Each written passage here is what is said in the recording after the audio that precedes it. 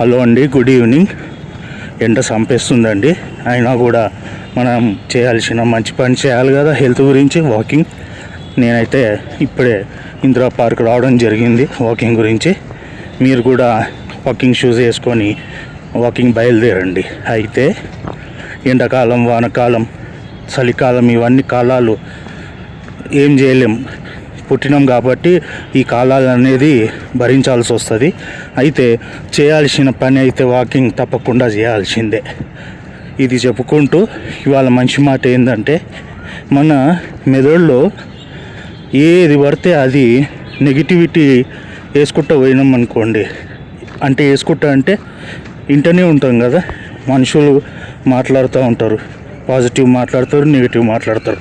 Negative తీసుకొని అది మనము డంప్ యార్డ్ లాగా అన్నీ తీసుకొని మనం మన బుర్రలో వేసుకుంటూ పోతే ఏమవుతుంది? అది చెత్తగంప అవుతుంది. చెత్తగంపల నుంచి ఏమొస్తుంది? గబ్బు వస్తుంది. అట్లనే మనము అన్ని నెగిటివిటీ అన్నీ తీసుకొని నెగిటివ్ అన్నీ మన బుర్రలో చేర్చి దాన్ని గబ్బుగా తయారు చేసినాం అనుకోండి, మన మెదడు ఏమైపోతుంది? డంప్ యార్డ్ తయారయ్యి మంచిగా అక్కడి నుంచి స్మెల్ అనేది వస్తుంది. స్మెల్ అంటే ఏంది? దాన్నే ఓవర్ థింకింగ్ అంటారు.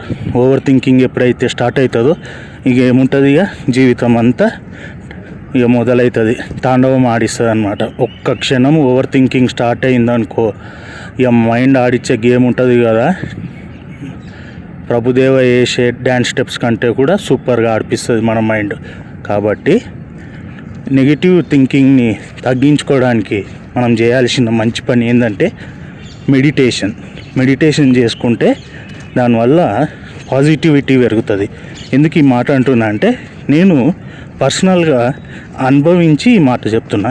ఏదో అడగోలు యూట్యూబ్లో అక్కడ ఇక్కడ చూసి చెప్తలేను, ఏది చెప్తున్నా కూడా ఎక్స్పీరియన్స్ చేసే చెప్తున్నా యూట్యూబ్లో. కాబట్టి మీరు కూడా మెడిటేషన్ అనేది అడగోలు జస్ట్ ఏదో కళ్ళు మూసుకొని చేతులు అటు ఇటు పెట్టి చేస్తే మెడిటేషన్ కాదు. దానికంటూ ఒక ప్రాసెస్ ఉంటుంది. ఆ ప్రాసెస్ ఎక్కడ నేర్చుకోవాలి మనం? నేను ఆర్ట్ ఆఫ్ లివింగ్ గురుదేవ్ దగ్గర ఈ ప్రాసెస్ నేర్చుకోవడం జరిగింది. చాలా అద్భుతం. అసలు ఒక మనిషి ఎందుచేత సక్సెస్ అవుతాడు అంటే మెడిటేషన్ చేసినందుకే అని నేను అనను, కానీ మెడిటేషన్ చేస్తే మటుకు ఖచ్చితంగా ఎందుకు సక్సెస్ కాలేము అని అనిపిస్తుంది. కాబట్టి మీరు కూడా మెడిటేషన్ అనేది నేర్చుకోండి, చాలా మంచిది. దాంతోపాటు ఈ ఓవర్ థింకింగ్ అనే దాని నుంచి మనము తప్పించుకోవచ్చు. ఎప్పుడైతే ఓవర్ థింకింగ్ నుంచి మనం తప్పించుకుంటామో ఇంకా మనను ఆపే శక్తి ఏది ఉండదు ఈ భూమి పైన. ఇక హ్యాపీగా బ్రతకండి, మన మైండ్ని డంప్ యార్డ్ చేసుకోవద్దు అనేదే నా భావన. దీంతో పాటు ఇంకొకటి ఫైనల్గా నేను ఏం చెప్పదలుచుకున్నా అంటే, ఒకవేళ ఆల్రెడీ మనది డంప్ యార్డ్ అనేది తయారైపోయింది అనుకోండి, అయినా కూడా మనకు తెలిసిందే కదా, చెత్తని కూడా మనం ఫర్టైల్ చేసుకోవచ్చు, ఫర్టైల్గా యూజ్ చేసుకుంటాం కదా మనం. కాబట్టి ఒకవేళ గబ్బుగా ఆల్రెడీ మనము ఓవర్ థింకింగ్ చేసుకుంటా అక్కడ ఏం చేయలేని పరిస్థితులు ఉన్నామనుకోండి, దాన్ని కూడా మనం పాజిటివ్గా మార్చుకోవచ్చు. ఎట్లా?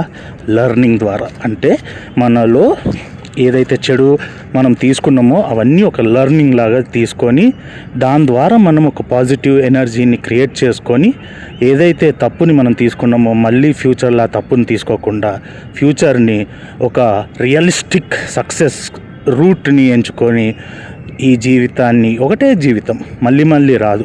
మనము ఒకసారి మన ఇంట్లో ఒకప్పుడు ఉండే కదా మనుషులు, ఈనాడు ఫోటోలు ఉన్నారు కదా, వాళ్ళు మళ్ళీ ఎవరికన్నా ఒకరికన్నా కనబడతారా?